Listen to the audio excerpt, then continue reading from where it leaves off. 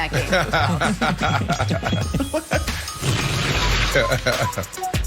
Oh, this wasn't great for your old buddy Kevin Wildes. Julian Edelman played 6 games last year. He's got these chronic knee issues. Ugh. So you're thinking this headline popped up. Oh, old buddy KW must be devastated because the Patriots face a tough question. Do they gamble on the gutsy Edelman defying the odds and being able to make a valuable contribution the whole year? Well, I've got the answer for you. Yes, 100% yes. And Nick, you know what? You said it smelled like basketball season. You know what else smells like? Ooh, is that the Comeback Player of the Year trophy that we're seeding? The narrative out there right now? Comeback Player of the Year, Julian Edelman. Get ready, everybody. Add it to his trophy case along with 3 Super Bowl rings and a Super Bowl MVP. Go ahead. That's one way to look at it. Another way to look at it is this. The guy gets off the juice and can't stay healthy. Who'd have thunk it? Who's ever heard of that happening? Juice are you talking about? Tom Brady's. Brady's covered his face. Brady's covered his face. Knows I'm right. Brady said that. What? No. He got suspended for it. Blueberry He got and suspended mango. for it. Perhaps that's what you're talking about. He got suspended for it. That's what we're doing. That's not an allegation. Miami. It's a confirmation. Don't remember that. Here we go. Moving on, Miami Dolphins cornerback Byron Jones had high hopes for Tua Tagovailoa, said we should, quote, expect a big jump from the second-year quarterback. Hey, Brandon, the expectations for Tua in year 2 are blank. Ha. Oh, I got it. Oof. Listen, this is scary. I'm going to go with the word scary because if this dude can make a huge jump, then this team is going to be really good. I believe in Brian Flores. Brian Flores is a top 5 coach. He's sensational. I believe in that defense. We saw them stand up against Patrick Mahomes. They looked like they were really good. It came down to the end, and of course, Patty Mahomes pulled it out. But they showed really well at times last year. So if you insert a Tua that is ascending, this is going to be a scary team, not only in the AFC, but we're talking about, potentially going farther. Tua, the only thing he needs to work on is his timing. That's the only thing off. Like, he has to see these guys open. No, Tua, drop back, know where you're going, be confident, and let it rip. If he can do that, this team's going to go to another level. Well, and a couple things in response to what Brandon said. Yesterday, Brandon said Josh Allen was top 5 quarterback, and I tried to take him to task on it. Today, he said Brian Flores top 5 coach. I totally agree.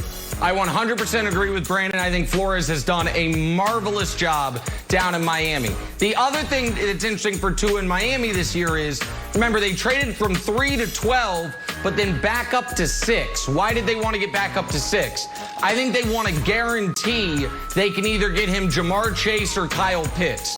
Get him a awesome #1 weapon to help further his growth. Devontae. My answer, though, the expectation should be to start all 16. They signed Jacoby Brissett. He obviously was in and out of the lineup last year. So from health and performance standards, if Tua can manage to start all 16, then he's on the right track, Wildes. Okay. So just real quick, we're going top 5 coaches. Brandon, is this your list? Bill Belichick, obviously. I don't know what my list are. Pete Carroll, I don't know if you're on the out with him. Tomlin, Andy Reid, Brian Flores, is that your list? You can say that. That's my list. List is there unfair. You go. That's my list. No, it's fair. That's my list. Top 5. It's okay. We'll take it. I wrote written in pencil. Written in pencil. There's 16 games. Tua only started and finished 7 games. So when we go into the sophomore year, it's almost like the second half of your freshman year. I'm rooting for the guy, except when he plays the Patriots, but I don't think Miami is totally sold on him. They keep on a lot of whispers about quarterback, so I think his expectations are written in pencil. I think they might be willing to roll the dice again if he doesn't really have a big year. Ooh. Fitzy's not there anymore, so it might be Tua's season to start and finish. We'll see. On to Juju Smith-Schuster now. The Steelers wide receiver talked about the Chiefs trying to court him in free agency. Juju said Andy Reid was, quote, sending me Lombardi pictures, like, constantly. He's such a flirt, Andy Reid. Hey, Brandon, Reid's recruitment of Juju is blank. Baller. That's all it is. I mean, what else do you need to see? Got all the jewelry over here, baby. So those pictures, I love it. Other coaches, man, I mean, well, it can't be because they're not as great as Andy Reid, and they don't have Patrick Mahomes, and they don't have the magic. But they need to take note, man. That's how you recruit a guy. I feel like Juju may have made the wrong decision, Nick. Like, what you going back to that? We talk about noodle arm. Big Ben. Bro, you have Patrick Mahomes, you have Andy Reid over there. You could have went over there and potentially caught 80 balls, won a Super Bowl, and been in prime position to really cash out for the next contract. So this is baller to me. Yeah, I actually think this is a little overstated. I would like to see the text history.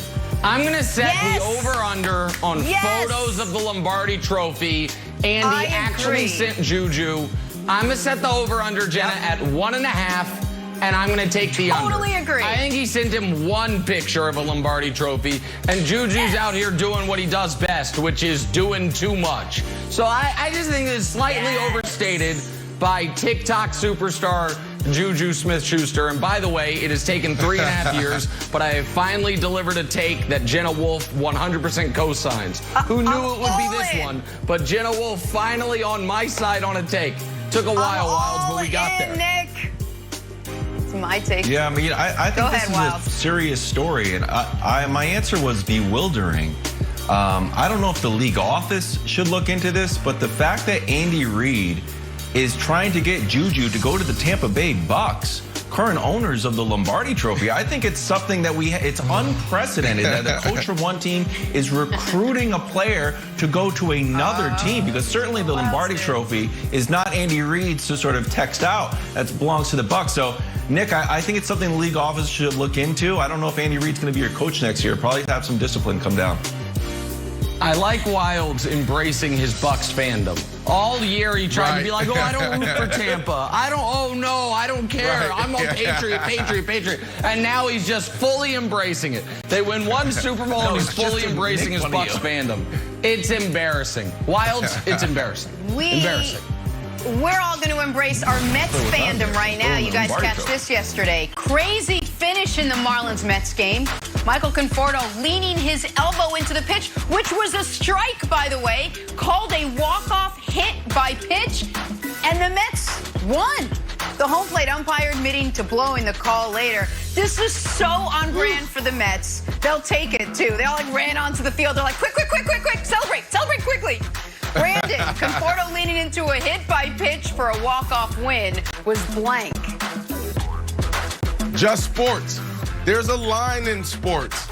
On one side it's good, one side is bad. You got some guys, some teams, some coaches, some fans that live on the good side. They're always going to do the right thing.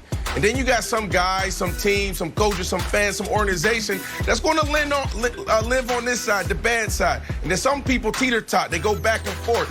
Look, this is clean as far as when you look at the rule book. He was supposed to get out the way or try to get out the way. It should have been a strike, but this is sports. We see this all the time. Some guys in football, they call for flags and, they really try to massage the refs. And then you got guys in basketball that tries to flop or flops all the time. So that's what I'm going to go with. It's just sports. This is routine. This is what we always see.